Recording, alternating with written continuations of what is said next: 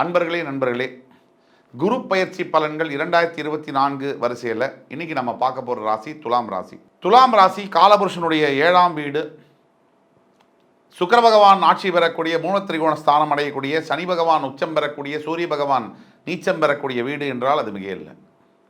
இந்த துலாம் ராசியில் சித்திர நட்சத்திரம், சுவாதி நட்சத்திரம், விசாக நட்சத்திரம் 3 நட்சத்திரங்கள் வரும்.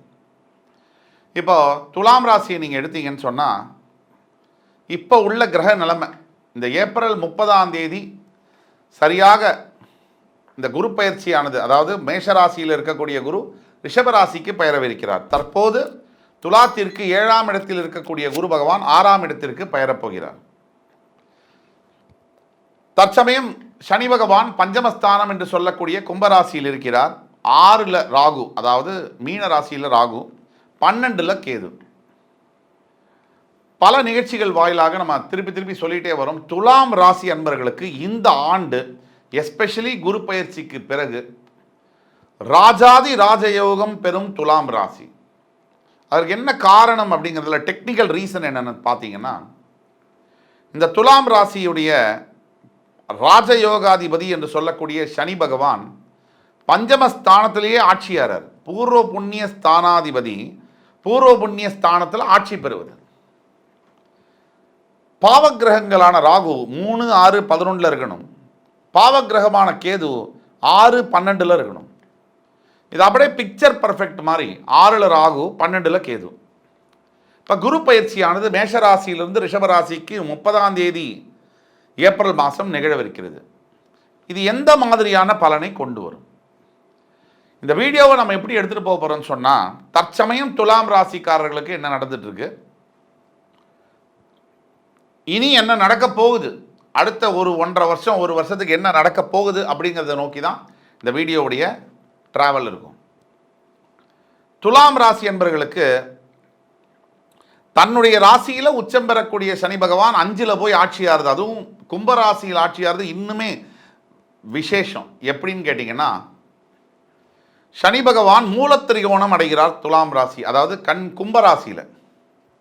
துலாம் ராசி அன்பர்களுக்கு 5ஆம் பாவத்தில் மூலத்திரிகோணம் அடையக்கூடிய சனி பகவான் உங்கள் ராசியில் உச்சம் பெறுகிறார். இதில் முக்கியமாக துலாம் ராசியில் இருக்கக்கூடிய இன்னைக்கு என்ன நடந்துட்டு இருக்குன்னு சொன்னால், கோர்ட்டு கேஸு வம்பு வழக்கில் மாட்டியிருக்கக்கூடிய துலாம் ராசி அன்பர்களுடைய எண்ணிக்கை ரொம்ப அதிகமாகிருக்கு. அடுத்தவர்களுக்காகவே வாழ்க்கையை வாழ்ந்து எவ்வளவு அடி வாங்கினா கூட அந்த அடியிலேருந்து மீண்டு வராத மறுபடி அதே அடியை வாங்க துடிக்கின்ற துலாம் ராசி அன்பர்கள். ஒரு தடவை நண்பர்னால ஏமாற்றப்பட்டாச்சு. இந்த துலாம் ராசி அன்பர்களுக்கு இப்போ என்ன நடக்குது அப்படின்னா, இதுக்கு முன்னாடி என்ன நடந்தது அப்படின்னா, நண்பர்களினால் தொடர்ச்சியாக ஏமாற்றப்படுகின்ற இல்லை ஏமாறுகின்ற ஒரு ராசி அப்படின்னா துலாம் ராசி தான். துரோகத்தை சந்திக்கிறது, நம்பிக்கை துரோகம், நண்பரினால் நம்பிக்கை துரோகம். கூட இருந்த ஃப்ரெண்டு தன்னுடைய மனைவியை கூட காதலிக்க தயங்காத ஒரு ஃப்ரெண்டு, கூட இருக்கக்கூடிய நண்பன் கூடவே பார்ட்னராக இருந்து கவுத்து விட்டுட்டார். கம்ப்ளீட்டாக பணத்தை எல்லாம் ஏமாற்றி கம்ப்ளீட் சீட்டிங் பண்ணிட்டார். கூட இருந்த நண்பன் சொல்லக்கூடாத கேட்கக்கூடாத தகாத வார்த்தையை நீங்கள் இல்லாத போது முக்கியமான உங்களுக்கு தெரிந்த ஒரு நபரிடம் சொல்லிவிட்டார். இந்த கூட இருந்த நண்பனால் நட்பினால் பாதிக்கப்பட்ட இடத்தில் முதலிடம் பெறுவது துலாம் ராசி. இதற்கு என்ன காரணம்? உங்களுடைய 3ஆம் இடம் எது? நண்பனை நட்பை குறிக்கக்கூடிய இடம் எது? தனுசு ராசி. அதற்கு அதிபதி யாரு? குரு பகவான். இதே குரு பகவான் தான் உங்களோட விரோதிகளை குறிக்கக்கூடிய 6ஆம் இடத்திற்கும் அதிபதியாக வரார். அப்ப நண்பன் முதலில் செந்தனலும் நீர் போல் தெரியும், அது நாள் பட புரியும்னு சொல்ற மாதிரி, முதலில் நண்பன் நட்பாக இருந்து உள்ளே புகுந்து அது கொஞ்ச காலத்துக்கு பிறகு பார்த்தீங்கன்னு சொன்னால் அந்த நட்பானது மிகப்பெரிய விரோதமாக விஸ்வரூபம் எடுப்பது. இது ஒன்று. பல துலாம் ராசி அன்பர்கள், அதாவது நீதித்துறையில் நீதிபதிகளாக வக்கீல்களாக பணியாற்றக்கூடிய அரசாங்கத் துறையில் பணியாற்றக்கூடிய, போலீஸ் காவல்துறையில் பணியாற்றக்கூடிய துலாம் ராசி அன்பர்கள், ஏன் டாக்டர்ஸாக மருத்துவராக இருக்கக்கூடிய துலாம் ராசி அன்பர்கள், ரியல் எஸ்டேட் துறை அரசியல் துறையில் பணியாற்றக்கூடிய துலாம் ராசி அன்பர்கள், சிக்கலாக இருக்கியா? வாழ்க்கை எதை நோக்கி போகுது அப்படின்னு தெரில. இப்படி போகுது, திருப்பி மாறுது, இப்படி போகுது, வளைஞ்சு நெளிஞ்சு குழப்புது. இது ஒன்று. இது சனி பகவான் பஞ்சமஸ்தானத்தில் பூர்வ புண்ணியாதிபதி ஆட்சி பெறும் பொழுது இந்த மாதிரி இது நாள் வரைக்கும் சந்தித்து வந்த சிக்கல்கள் டிசம்பர் 22ஆம் தேதி 2023க்கு அப்புறமா மெதுவாக விலகும். மெதுவாக ஸ்டெப் பை ஸ்டெப்பாக நல்லா மாறும். நண்பர்கள், நல்ல நண்பர்களை பார்க்கக்கூடிய யோகம்லாம் வரும். அதற்கு அடுத்தபடியாக 6ஆம் இடத்தில் ராகு இருப்பதினால் உங்கள் துலாமுக்கு ராகு நண்பன், நட்பு கிரகம். அவர் சுக்கிர பகவானுக்கும் கூட பிடித்த கிரகம். அப்போ ராகு பகவான் உங்கள் 6ஆம் பாவத்தில் 3, 6, 11 ராகு இருக்கும் போது யோகம். 3, 6, 11, 12. அப்போ ராகு 6ஆம் இடத்தில் இருக்கும் பொழுது எதிரிகளை வெல்லக்கூடிய பாக்கியம் உங்களுக்கு கிடைக்கும். இப்போ கூட சொல்கிறேன், துலாம் ராசி அன்பர்கள் கடன் தொல்லையில் மட்டுமல்ல, நண்பனினால் பாதிக்கப்பட்ட துலாம் ராசி அன்பர்கள், பெற்ற தாய் தந்தையினால் ஒதுக்கப்பட்ட துலாம் ராசி அன்பர்கள், கட்டிய மனைவியினால், கட்டிய கணவனினால் கேவலப்படுத்தப்பட்டு அவமானப்படுத்தப்பட்டு ஒதுங்கிய துலாம் ராசி அன்பர்கள், இவர்கள் அத்தனை பேரும் இந்த வீடியோ உங்களுக்கு சமர்ப்பணம். வாழ்க்கையில் எட்ஜில் இருக்கீங்க, இதுக்கு மேலே எதுவுமே வேணாம் அப்படின்னு இருக்கக்கூடிய துலாம் ராசி அன்பர்கள், இப்போ டிசம்பர் 22, 2023க்கு அப்புறம் தான் வாழ்க்கையில் நீங்கள் இது வரைக்கும் என்ன நடந்ததுன்னு பார்த்தோம். இதுக்கு அப்புறம் தான் போன மாதத்துக்கு முந்தின மாதம் டிசம்பர் 22, 2023க்கு அப்புறம் தான் நல்ல வாழ்க்கை என்பது ஆரம்பமாகுது. அதுக்கு அடுத்தபடியாக பார்த்தீங்கன்னு சொன்னால் உங்களுடைய 6ஆம் 7ஆம் இடத்தில் இருந்து வந்த குரு பகவான், மேஷராசியிலிருந்து வந்த குரு பகவான் இது நாள் வரை குரு மாறி ஒரு எதிரி துலாம் ராசிக்கு இல்லை. இதை புரிந்து கொள்ள வேண்டும். 7ஆம் இடத்தில் இருந்து வந்த மேஷராசியில் இருந்து வந்த குரு பகவான் 8ஆம் இடத்திற்கு மறையப் போகிறார். குரு துலாம் ராசிக்கு ஒரு விரோதி, ரோகாதிபதி. அவர் அஷ்டமஸ்தானத்தில் மறைவது என்பது விபரீத ராஜயோகத்தை கொடுக்கும். இதனால தான் நம்ம சொல்கிறோம் வீடியோ முழுசுலேருந்து, ராஜாதி ராஜயோகம் பெறும் துலாம் ராசி. 18 ஆண்டுகளுக்கு பிறகு ராஜாதி ராஜயோகம் பெறும் துலாம் ராசி. ஏன்னா குரு பகவான் ஒவ்வொரு ராசியிலும் ஒவ்வொரு வருஷம் இருப்பார்.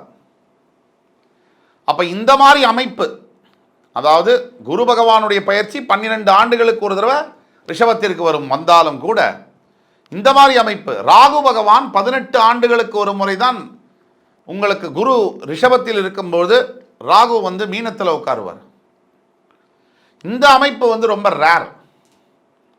இன்னும் கேட்டிங்கன்னா 30 ஆண்டுகளுக்கு ஒரு தடவை தான் சனி கும்பத்தில், ராகு மீனத்தில், குரு ரிஷபத்தில் அமையக்கூடிய யோகம் உங்களுக்கு வரும்.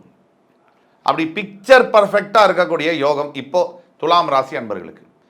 இந்த 7ஆம் இடத்தில் இருந்து வந்த குரு பகவான் இது நாள் வரை திருமண தடை, திருமணம் வாழ்க்கையில் பிரச்சனை, சிந்தனையில் மாற்றம், கடன் தொல்லை, உறவுகளில் மண்டையை பிச்சுட்டு குடையிற அளவுக்கு பிரச்சனை, இதெல்லாம் கொடுத்துட்டு வந்த குரு பகவான் இந்த ஏப்ரல் 30ஆம் தேதிக்கு பிறகு அவர் 8ஆம் பாவமான ரிஷபத்தில் மறையும் பொழுது உங்களுக்கு ராஜயோகம் ஆரம்பமாகும்.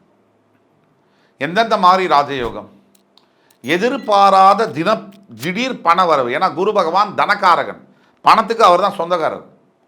அவர் விரோதியாக இருந்து மறையிறதுனால விரோதி கெடணும் இல்லையா, கெட்டால் நல்லது நடக்கும். அப்போது தனக்காரகனான குரு பகவான் உங்களுக்கு பணத்தை வாரி வாரி வழங்குவார், தனகாரகன். அடுத்தபடியாக 12ஆம் பாவத்தில் இருக்கக்கூடிய கேது, இந்த 12ஆம் பாவத்தில் இருக்கக்கூடிய கேது நிறைய இறை சக்தியை கொடுப்பார். இறைவர் சிந்தனை, பக்தி, பரவசம் போன்றவைகளை ஏற்படுத்துவார்.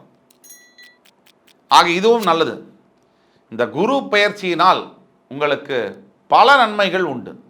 கல்வித்துறையில் பணியாற்றக்கூடிய துலாம் ராசி என்பவர்களுக்கு ப்ரமோஷன், இன்சென்டிவ்ஸ் போன்றவைகள் கிடைக்கும். மாணவ மாணவியர்களுக்கு, துலாம் ராசியில் இருக்கக்கூடியவர்களுக்கு தான் என்ன படிக்கணும்னு நினைக்கிறீங்களோ அதை படிக்க முடியும்.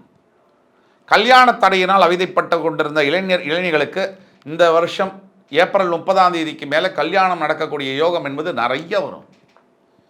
குரு 8ல் மறைஞ்சாலும் நல்ல கணவன் மனைவி பிரிஞ்சு போயிட்டாங்க இல்லையா, அவங்களுக்கெல்லாம் சேரக்கூடிய வாய்ப்புகளும் நடக்கும். ஆக துலாம் ராசி அன்பர்களுக்கு ஒரு ராஜயோக குரு பயிற்சி இது அப்படின்னு சொன்னால் மிக இல்லை. நான் சமீப காலங்களில் ஜீ தமிழ் தொலைக்காட்சியில் நான் பங்கேற்ற தமிழா ப்ரோக்ராமில் கூட இதை சொல்லியிருந்தேன். இந்த நியூ இயர்க்காக பேசும்போது அது பல மில்லியன் வியூஸ் போயிருந்தது. இருந்தாலும் அப்போ நான் சொல்லியிருந்தேன், துலாம் ராசி மிதுன ராசி நம்பர் 1 ஸ்பாட்னா துலாம் ராசி இந்த 2024ஆம் ஆண்டில் 2வது ஸ்பாட்டுன்னு சொன்னேன். இது உண்மை. துலாம் ராசிக்கு ஏகபோக காலம் இப்போ. ஆக இந்த துலாம் ராசி அன்பர்கள் என்ன செய்யணும் அப்படின்னா, குரு பகவானை பிரார்த்தனை செய்ய வேண்டும். ஓம் விருஷபத்வஜாய வித்மஹி கிருணி ஹஸ்தாய தீமஹி தன்னோ குரு பிரஜோதயாத். இந்த மந்திரத்தை 108 முறை நீங்கள் ஜபம் செய்து வருகையில் எண்ணியது மட்டுமல்ல, நீங்கள் நினைத்தே பார்க்க முடியாத யோகங்கள் உங்களை வந்து சேரும் என்று உறுதியாக கூறிக்கொண்டு, என் உயிரினும் மேலான துலாம் ராசி அன்பர்களே, உங்களை எல்லாம் மறுபடி வந்து சந்திக்கும் வரை உங்களிடமிருந்து விடைபெறுவது உங்கள் ஜோதிட கலாநிதி சுபாஷ் பாலகிருஷ்ணன். நன்றி, வணக்கம், வாழ்க வளமுடன். வணக்கம் மாயம் ஸ்டுடியோஸ் நண்பர்களே. மாயம் ட்ரெண்ட்ஸ் அப்படின்ற ஒரு புதிய ஃபேஸ்புக் பேஜை ஓப்பன் பண்ணியிருக்கோம். நீங்கள் யூடியூப்பில் பார்த்துட்டு இருக்கீங்களா நம்மளோட கான்டென்ட்ஸ்லாம், இதெல்லாம் விட ஒரு படி மேலே ரொம்ப கிறிஸ்பாகவும் ரொம்ப சூப்பராகவும் நிறைய கான்டென்ட்ஸ் உங்களுக்கு இந்த பேஜில் காத்துட்ருக்குங்க. ஸோ உடனடியாக ஃபேஸ்புக் பிளாட்ஃபார்ம் போங்க, மாயம் ட்ரெண்ட்ஸ்னு டைப் பண்ணி சர்ச் பண்ணி நம்ம பேஜை ஃபாலோ பண்ணுங்கள். அப்படியே நம்ம சேனலையும் நீங்கள் சப்ஸ்கிரைப் பண்ணிட்டீங்க அப்படின்னா இன்னும் நிறைய புது கான்டென்ட்ஸை உங்களுக்காக ப்ரொடியூஸ் பண்ணி கொடுத்துக்கிட்டே இருப்பாங்க. நீங்கள் பண்ணுற ஒவ்வொரு சப்ஸ்கிரிப்ஷனும் எங்களுக்கு பெரிய மோட்டிவேஷனாக அமையும்.